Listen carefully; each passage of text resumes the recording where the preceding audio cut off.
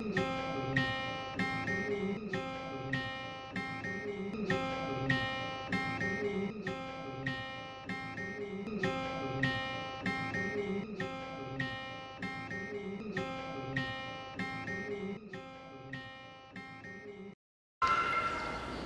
আলাইকুম।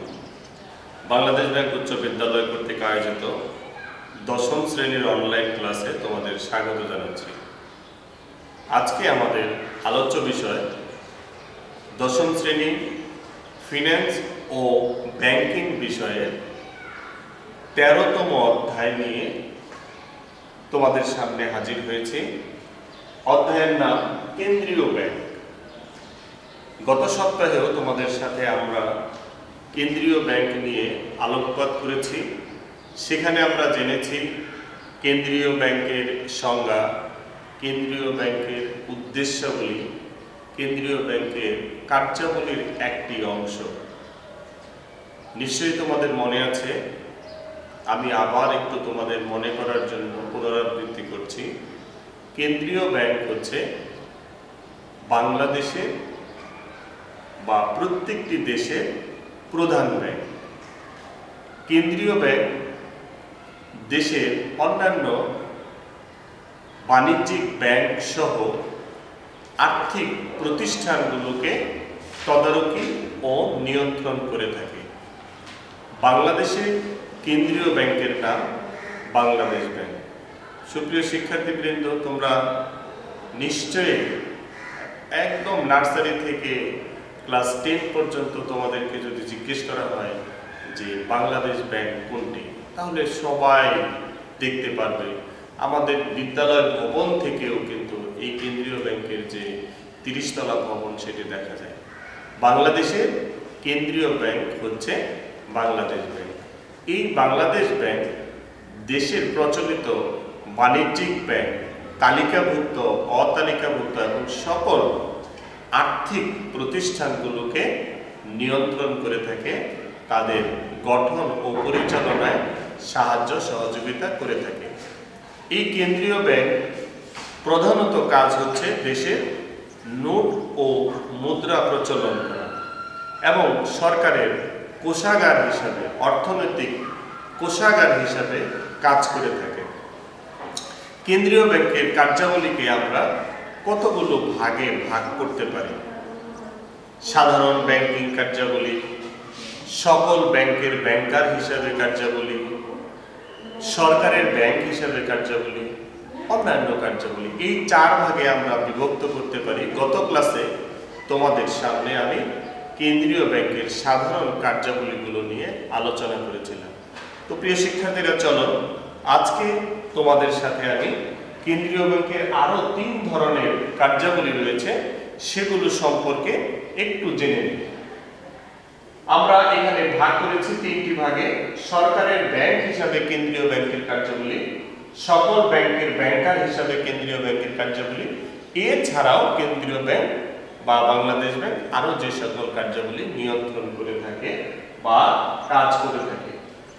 সরকারের ব্যাংক হিসাবে নামকরণ থেকেই বোঝা যাচ্ছে যে বাংলাদেশ ব্যাংক সরকারের অর্থনীতির যাবতীয় পরিকল্পনা প্রণয়ন, হিসাব সংরক্ষণ, তদারকি ইত্যাদি করে থাকে। অর্থাৎ বাংলাদেশ সরকারের অর্থনৈতিক যত বিষয় আছে তা সংরক্ষণ করা, পরামর্শ দেওয়া, তদারকি করা, হেফাজত করা, সবগুলো বাংলাদেশ ব্যাংক করে থাকে।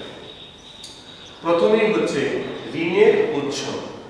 অনেক সময় সরকার, বিশেষ করে তোমরা যদি বাজেট অধিবেশন দেখো, তখন আয় ও ব্যয়, অর্থাৎ যে খাতগুলো রয়েছে সেই খাতগুলোর যে ব্যয় হয়, সেই ব্যয় অনেক সময় দেশীয় উৎস থেকে আয় করা সম্ভব হয় না। তখন বিদেশে বা বিভিন্ন সংস্থা থেকে, যেমন এডিবি, আইডিবি, বিশ্ব ব্যাংক, এগুলো থেকে বাংলাদেশ সরকার ঋণ গ্রহণ করে থাকে। তো এই ঋণ নেওয়া, ঋণ গ্রহণ করা, ঋণ সম্পর্কে যাবতীয় তথ্য, খোঁজ খবর নেওয়া সরকারের পক্ষ থেকে এই বাংলাদেশ ব্যাংক করে থাকে। অনেক সময় সরকার বাংলাদেশ ব্যাংক থেকে তাদের প্রয়োজনীয় ঋণ নিয়ে থাকে। তাহলে বাংলাদেশ সরকারের যদি ঋণের প্রয়োজন হয় তো প্রথম উৎস হচ্ছে কেন্দ্রীয় ব্যাংক।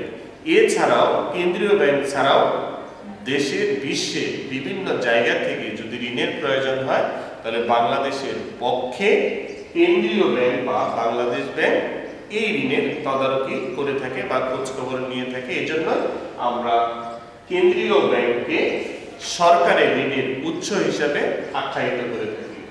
তহবিল সংরক্ষণ অর্থাৎ বাংলাদেশ সরকারের অর্থনীতির তহবিল সংরক্ষণ করা এবং যত সম্পদ বা দায় দেনা রয়েছে সবগুলো হেফাজত করা, তদারকি করা, রেখে দেওয়া, এগুলো কেন্দ্রীয় ব্যাংক করে থাকে। হিসাব সংরক্ষণ আমরা যদি এখানে দেখি সরকারের যাবতীয় আয় ও ব্যয়ের হিসাব বাংলাদেশ ব্যাংক করে থাকে। লেনদেন সম্পাদন কেন্দ্রীয় ব্যাংক সরকারের পক্ষে দেশের অভ্যন্তরীণ এবং আন্তর্জাতিক পর্যায়ে যে লেনদেনগুলো রয়েছে সেগুলো সম্পাদন করে থাকে। বৈদেশিক মুদ্রা ক্রয় ও বিক্রয় আমরা জানি যে প্রত্যেকটি দেশে বৈদেশিক মুদ্রা বিনিময় হয়, বৈদেশিক মুদ্রা ক্রয় বিক্রয় হয়। বাংলাদেশে সরকারের পক্ষে কেন্দ্রীয় ব্যাংক এই বৈদেশিক মুদ্রা ক্রয় ও বিক্রয়ে অংশগ্রহণ করে থাকে এবং বাংলাদেশ সরকারের প্রতিনিধিত্ব করে থাকে। এবারে আমরা দেখব উপদেষ্টা। কার উপদেষ্টা? অবশ্যই সরকারের অর্থনৈতিক উপদেষ্টা। সরকারের অর্থনীতি সংক্রান্ত বিভিন্ন নীতি বা পলিসি প্রণয়ন, তার কার্যকরী পদক্ষেপ গ্রহণ করা এবং তা বাস্তবায়ন করা কেন্দ্রীয় ব্যাংক একটি গুরুত্বপূর্ণ কাজ সরকারের পক্ষ থেকে করে থাকে। তথ্য ও পরিসংখ্যান সংগ্রহ ও সংরক্ষণ বিভিন্ন পরিকল্পনা প্রণয়নে সরকারের বিভিন্ন পরিকল্পনা প্রণয়নে বিভিন্ন তথ্যের প্রয়োজন হয়। এইসব তথ্য ও পরিসংখ্যান সংগ্রহ করার একমাত্র কোষাগার হচ্ছে বাংলাদেশ ব্যাংক তথা কেন্দ্রীয় ব্যাংক। আন্তর্জাতিক সম্পর্ক স্থাপনকারী অর্থনীতি সহ বিভিন্ন বিষয়ে বাংলাদেশ সরকারের আন্তর্জাতিক সম্পর্ক স্থাপনের প্রয়োজনীয়তা দেখা দিলে কেন্দ্রীয় ব্যাংক হিসেবে বাংলাদেশ ব্যাংক সরকারের পক্ষ থেকে সেখানে প্রতিনিধিত্ব করে থাকে। তাহলে প্রিয় শিক্ষার্থীরা, আমরা জানলাম সরকারের ব্যাংক হিসেবে ঋণের উৎস কেন্দ্রীয় ব্যাংক, ঋণ প্রদান করে থাকে সরকারকে, তহবিল সংরক্ষণ করে রাখে অর্থাৎ যাবতীয় সম্পদের হিসাব রাখে, হিসাব সংরক্ষণ করে থাকে অর্থাৎ আয় ব্যয়ের হিসাব রাখে, লেনদেন দেশীয় এবং বৈদেশিক যত লেনদেন বাংলাদেশ সরকারের পক্ষে হয় সেটা করে থাকে, বৈদেশিক মুদ্রা ক্রয় বিক্রয়ে অংশগ্রহণ করে থাকে, সরকারের অর্থনৈতিক উপদেষ্টা হিসেবে কাজ করে থাকে, তথ্য ও পরিসংখ্যান দেশের বিভিন্ন পরিকল্পনা প্রণয়ন ও বাস্তবায়নে বা বিভিন্ন নীতি নির্ধারণে যে তথ্যের প্রয়োজন হয় সেগুলো বাংলাদেশ ব্যাংক দিয়ে থাকে সরকারকে। আন্তর্জাতিক সম্পর্ক স্থাপনে কেন্দ্রীয় ব্যাংক গুরুত্বপূর্ণ ভূমিকা পালন করে থাকে। তো চলো আমরা এবারে যাই সকল ব্যাংকের ব্যাংকার হিসাবে বাংলাদেশ ব্যাংক কি ধরনের কাজ করে থাকে। নামকরণ থেকে বোঝা যাচ্ছে সকল ব্যাংকের ব্যাংকার। প্রিয় শিক্ষার্থীবৃন্দ, আমি আগেই বলেছি যে বাংলাদেশ ব্যাংক তথা কেন্দ্রীয় ব্যাংক এমন একটি ব্যাংক যেই ব্যাংকটি দেশের প্রচলিত বাণিজ্যিক ব্যাংক ও অন্যান্য আর্থিক প্রতিষ্ঠানগুলোর তদারকি ও নিয়ন্ত্রণ করে থাকে, তাদের উন্নয়নে, তাদের নিয়ন্ত্রণে, তাদের বিভিন্ন পরামর্শ প্রদানে সর্বাত্মক সহযোগিতা করে থাকে কেন্দ্রীয় ব্যাংক। এজন্য কেন্দ্রীয় ব্যাংক হচ্ছে সকল ব্যাংকের মুরব্বী। কেন্দ্রীয় ব্যাংকে বলা হয় অন্যান্য ব্যাংকের অভিভাবক। এজন্য অন্য সকল ব্যাংকের ব্যাংকার হিসেবে বাংলাদেশ ব্যাংক যে কাজগুলো করে থাকে আমরা এক নজরে একটু দেখে নিই। অনুমতি দান ও তালিকাভুক্তকরণ। এর অর্থ হচ্ছে যে বাংলাদেশে যদি কোনো ব্যাংক, নতুন ব্যাংক প্রতিষ্ঠিত হয় তাহলে সেই ব্যাংকের অনুমতি দান করার একমাত্র ক্ষমতা হচ্ছে বাংলাদেশ ব্যাংকের। অর্থাৎ বাংলাদেশ ব্যাংক অনুমোদন করলেই কেবল নতুন ব্যাংক প্রতিষ্ঠিত হতে পারবে এবং সেটি একটি আর্থিক প্রতিষ্ঠান হিসেবে, বাণিজ্যিক ব্যাংক হিসেবে বাংলাদেশ ব্যাংক তালিকাভুক্ত করে নেবে।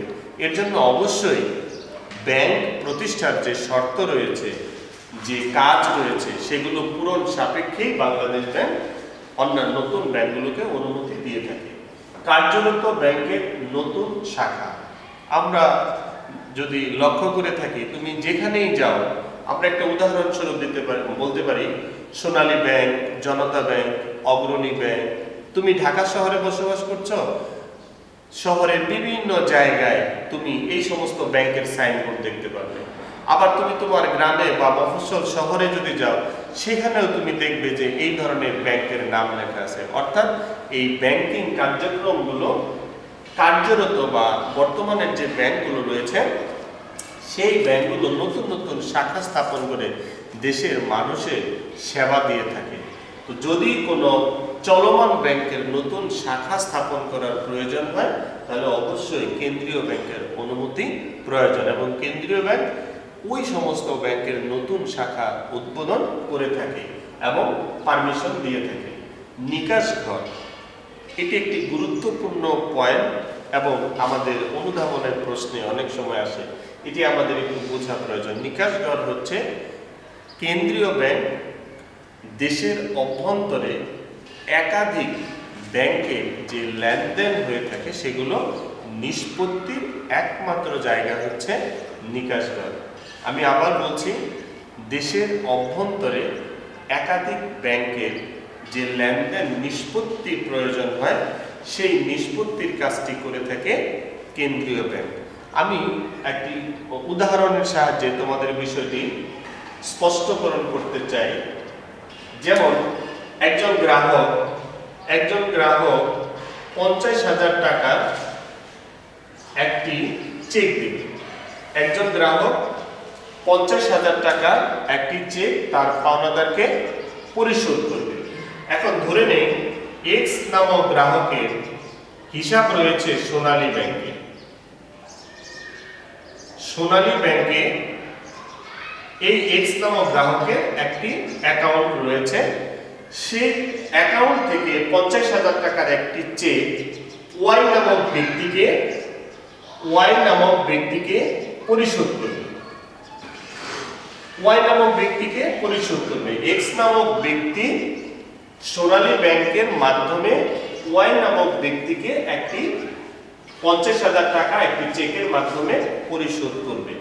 এখন ওয়াই নামক এই ব্যক্তি বা পাওনাদারের সোনালী ব্যাংকে তার কোনো অ্যাকাউন্ট নেই, তার রয়েছে জনতা ব্যাংকে। ওয়াই নামক ব্যক্তির জনতা ব্যাংকে একটি অ্যাকাউন্ট রয়েছে।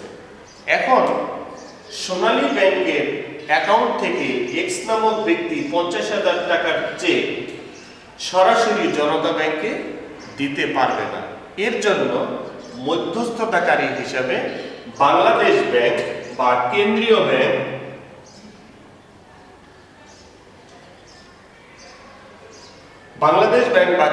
ব্যাংক এই দুটি ব্যাংকের মধ্যে একটি সম্পর্ক স্থাপন করবে। এই দুটি সম্পর্ক স্থাপন করে সোনালী ব্যাংকের চেকটি জনতা ব্যাংকের কাছে হস্তান্তর করে দিয়ে এই দুইজন ব্যক্তি দেনাদার এবং পাওনাদারের লেনদেনটি নিষ্পত্তি করে দেবে। তাহলে অবশ্যই আমরা বিশ্বাস করি যে তোমরা বিষয়টি বুঝতে পেরেছ। নিকাশ ঘর হচ্ছে কেন্দ্রীয় ব্যাংক যে জায়গাটাতে বসে বা যে কার্যক্রমের মাধ্যমে দেশের অভ্যন্তরে যে ব্যাংকগুলো রয়েছে তাদের দেনা পাওনা নিষ্পত্তির কার্যক্রমে অংশগ্রহণ করে থাকে বা নিষ্পত্তি কার্যক্রম করে থাকে, তাকে নিকাশ ঘর বলে। তাহলে নিকাশ ঘর একটি গুরুত্বপূর্ণ বিষয় সকল ব্যাংকের ব্যাংকার হিসেবে। ঋণের শেষ আশ্রয়স্থল। দেশের বাণিজ্যিক ব্যাংকগুলো অনেক সময় অর্থের সংকটে পড়ে, সেই ক্ষেত্রে কেন্দ্রীয় ব্যাংক বাণিজ্যিক ব্যাংকগুলোকে ঋণ প্রদান করে তাদের ব্যাংকিং কার্যক্রম পরিচালনায় সহযোগিতা করে থাকে। বাণিজ্যিক ব্যাংকের কার্যাবলী নিয়ন্ত্রণ, অর্থাৎ বাণিজ্যিক ব্যাংক অনেক সময় অনেক উদ্দেশ্য হাসিলের জন্য বিভিন্ন ধরনের কার্যক্রম করে থাকে। দেশের অর্থনীতির চাকা গতিশীল হবে না বা স্থিতিশীল হয়ে পড়বে, অথবা দেশের অর্থনৈতিক উন্নয়নে কোনো ব্যাংকের যদি ভূমিকা না থাকে বা যদি কেউ কোনো বাণিজ্যিক ব্যাংক অতিরিক্ত ঋণ প্রদান করে থাকে, সেই ক্ষেত্রে বাংলাদেশ ব্যাংক এটি তদন্ত করে দেখবে এবং সেখানে এই ঋণ প্রদানের কার্যাবলী তারা নিয়ন্ত্রণ করবে। এছাড়াও বাংলাদেশ ব্যাংক বাণিজ্যিক ব্যাংকের অন্যান্য যে কাজগুলো রয়েছে, সেই কাজ কেন্দ্রীয় ব্যাংকের যে বিধিবিধান রয়েছে তার মতো করে হচ্ছে কিনা সেটি তারা নিয়ন্ত্রণ করে থাকে। এবারে আমরা যাব হিসাবপত্র পরীক্ষা। কেন্দ্রীয় ব্যাংক বাণিজ্যিক ব্যাংকের সকল প্রকার হিসাব দেখে থাকে, পরীক্ষা নিরীক্ষা করে থাকে, প্রয়োজনে ভুল সংশোধন করে দিয়ে থাকে। বাধ্যতামূলক তহবিল সংরক্ষণ, এর অর্থ হচ্ছে বাণিজ্যিক ব্যাংক অনেক সময় এত বেশি পরিমাণে গ্রাহকদেরকে ঋণ দিয়ে থাকে এবং এক পর্যায়ে আমানতকারীদের অর্থ ফেরত প্রদান করতে অনেক সময় হিমশিম খেতে হয়। কিছু অনৈতিক কার্যকলাপের কারণে বা বাংলাদেশ ব্যাংক কর্তৃক যে নিয়ম রয়েছে, যে বিধিবিধান রয়েছে, সেগুলো সঠিকভাবে পালন না করার কারণে অনেক ব্যাংক অনেক সময় গ্রাহকদের তাদের প্রাপ্য অর্থ পরিশোধে ব্যর্থ হয়, তখন ব্যাংকটি দেউলিয়া ঘোষিত হয়। সেই দেউলিয়াত্বের হাত থেকে রক্ষা পাওয়ার জন্য আমানতকারীদের তাদের আমানতের অর্থ ফেরত দেওয়ার স্বার্থে কেন্দ্রীয় ব্যাংক প্রত্যেক বাণিজ্যিক ব্যাংকের নিকট থেকে ন্যূনতম একটি ফান্ড কেন্দ্রীয় ব্যাংকে জমা রাখে। কোনো কারণে যদি বাণিজ্যিক ব্যাংকগুলো বিলুপ্ত হয়েও যায়, তখন আমানতকারীরা বাংলাদেশ ব্যাংকে আবেদন করলে বা বাংলাদেশ ব্যাংকের বিধি মোতাবেক ওই ব্যাংকের বাণিজ্যিক ব্যাংকের রিজার্ভ থেকে তাদের আমানতের অর্থ ফেরত দিয়ে দেয়। কেন্দ্রীয় ব্যাংক গুরুত্বের সাথে এই কাজটি করে থাকে। এজন্য প্রত্যেক বাণিজ্যিক ব্যাংকগুলো থেকে একটি তহবিল কেন্দ্রীয় ব্যাংকে জমা রাখে। ঋণ আদায়, আমরা জানি ঋণ দিয়ে থাকে বাংলাদেশ ব্যাংক, কখনো গ্রাহকদেরকে ঋণ প্রদান করে না। বাংলাদেশ ব্যাংক ঋণ প্রদান করার প্রয়োজন হলে বাণিজ্যিক ব্যাংকগুলোকে করে থাকে। কোনো কোনো সময় বাণিজ্যিক ব্যাংকগুলো যদি ঋণ আদায়ে ব্যর্থ হয়, সেই ক্ষেত্রে বাণিজ্যিক ব্যাংকগুলোকে ঋণ আদায়ে সর্বাত্মক সহযোগিতা করে থাকে এই কেন্দ্রীয় ব্যাংক বা বাংলাদেশ ব্যাংক। আমরা জেনে গেলাম এতক্ষণে সকল ব্যাংকের ব্যাংকার হিসেবে আরো অনেক কার্যাবলী রয়েছে। তোমাদের সামনে আমি গুরুত্বপূর্ণ কয়েকটি পয়েন্ট শিরোনাম আকারে উপস্থাপন করলাম। এবারে আমরা যাব কেন্দ্রীয় ব্যাংকের অন্যান্য কার্যাবলী। বিভিন্ন ধরনের কাজ করে থাকে। আমরা যদি কয়েকটি কাজের দিকে দেখি, কৃষি উন্নয়ন, অর্থাৎ স্পেশালি কেন্দ্রীয় ব্যাংক কৃষকদের উন্নয়নের জন্য বিভিন্ন ধরনের কার্যক্রম বাংলাদেশ ব্যাংক হাতে নিয়েছে। কৃষি উন্নয়নের জন্য সরাসরি কোনো কোনো সময় আমরা দেখব বাংলাদেশ ব্যাংক সরাসরি প্রত্যক্ষভাবে নিয়ন্ত্রণ করে থাকে। ইতিপূর্বে তোমরা জেনেছ বাংলাদেশ ব্যাংকের সাবেক মাননীয় গভর্নর মহোদয় জনাব ডক্টর আতিউর রহমান কৃষকদের জন্য 10 টাকা ব্যয়ে, মাত্র 10 টাকার বিনিময়ে ব্যাংকে একটি হিসাব খোলার পারমিশন দিয়েছেন, যাতে করে কৃষকরা ব্যাংক থেকে পর্যাপ্ত পরিমাণে ঋণের সুবিধা পায়, বীজ এবং ফসল ফলানোর জন্য বিভিন্ন ধরনের সুযোগ সুবিধা পায়। মাত্র 10 টাকার বিনিময়ে একজন কৃষক ব্যাংকে অ্যাকাউন্ট খুলে সে তার নিজ উদ্যোগে ব্যাংকের বা সরকারের বিভিন্ন ধরনের সুযোগ সুবিধায় অংশগ্রহণ করতে পারে। এরপরে রয়েছে শিল্প উন্নয়ন। দেশের সর্বোপরি উন্নয়নের পাশাপাশি শিল্প উন্নয়নে বা বিনিয়োগে উৎসাহিত করার জন্য বিশেষভাবে বাংলাদেশ ব্যাংক শিল্পের উন্নয়নে গুরুত্বপূর্ণ ভূমিকা পালন করে থাকে। সমবায় ব্যাংকের উন্নয়ন, আমরা জানি সমবায় ব্যাংক একটি অতালিকাভুক্ত ব্যাংক। এই সমবায় ব্যাংকের যারা সদস্য রয়েছে, যারা এখানে যাদের অ্যাকাউন্ট রয়েছে, তাদেরকে বিভিন্ন ধরনের ঋণের সুবিধা দেওয়ার জন্য কেন্দ্রীয় ব্যাংক সমবায় ব্যাংকে বিভিন্ন ধরনের সুযোগ সুবিধা দিয়ে থাকে। গবেষণা কার্যক্রম, আমরা জানি দেশের শিল্প, বাণিজ্য, কৃষি, অর্থনীতি তথা সামগ্রিক অর্থনৈতিক উন্নয়নে বিভিন্ন উপায় উদ্ভাবন, পরিকল্পনা প্রণয়ন ও বাস্তবায়নের উদ্দেশ্যে কেন্দ্রীয় ব্যাংক বিভিন্ন ধরনের গবেষণামূলক কার্যক্রম করে থাকে। সেই গবেষণামূলক কার্যক্রমে অংশগ্রহণের জন্য দেশের বিভিন্ন জায়গা থেকে স্পেশালিস্ট এনে বা যারা এই বিষয়ে অভিজ্ঞ তাদের সমন্বয়ে দেশের অর্থনৈতিক সামগ্রিক উন্নয়নের জন্য কেন্দ্রীয় ব্যাংক কাজ করে থাকে।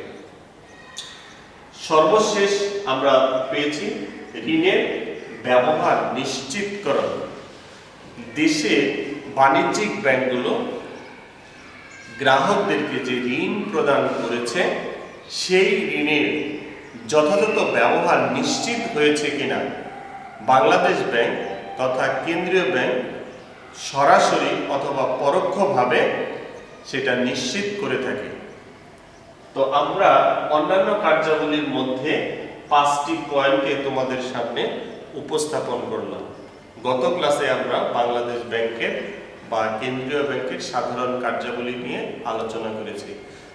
এবারে আমরা অন্যান্য কার্যাবলী সহ সরকারের ব্যাংক হিসেবে বাংলাদেশ ব্যাংকের কার্যাবলী, সকল ব্যাংকের ব্যাংকার হিসাবে বাংলাদেশ ব্যাংকের কার্যাবলী আলোচনা করলাম।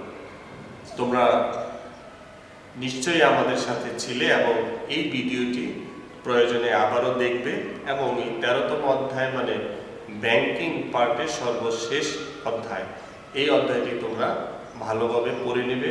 আমরা পরের ক্লাসে যখন আসব, এই অধ্যায় থেকে আরও একটি ক্লাস আমরা সৃজনশীল প্রশ্ন আকারে তোমাদের সামনে উপস্থাপন করার চেষ্টা করব। তোমরা বাসায় অবশ্যই থাকবে, নিরাপদে থাকবে এবং যতক্ষণ বাসায় থাকবে পড়ার জন্য একটি রুটিন করে নেবে, নিয়মিত পড়াশোনা করবে। যেহেতু তোমাদের পরীক্ষা অতি সন্নিকটে, তোমরা পরীক্ষা হবে এই চিন্তা চেতনা নিয়ে তোমরা বাসায় নিয়মিত পড়াশোনা করবে। আর এই পড়া সংক্রান্ত কোনো বিষয়ে কোনো সমস্যা থাকলে, বিশেষ করে ফিন্যান্স ও ব্যাংকিং বিষয়ে কোনো সমস্যা থাকলে বাংলাদেশ ব্যাংকের যে ফেসবুক পেজ রয়েছে সেখানে কমেন্টস করে লিখে পাঠাবে, আমরা সেটা সমাধান করার চেষ্টা করব। তোমরা অবশ্যই ভালো থাকবে, নিরাপদে থাকবে। আজকে এই পর্যন্তই। আল্লাহ হাফেজ।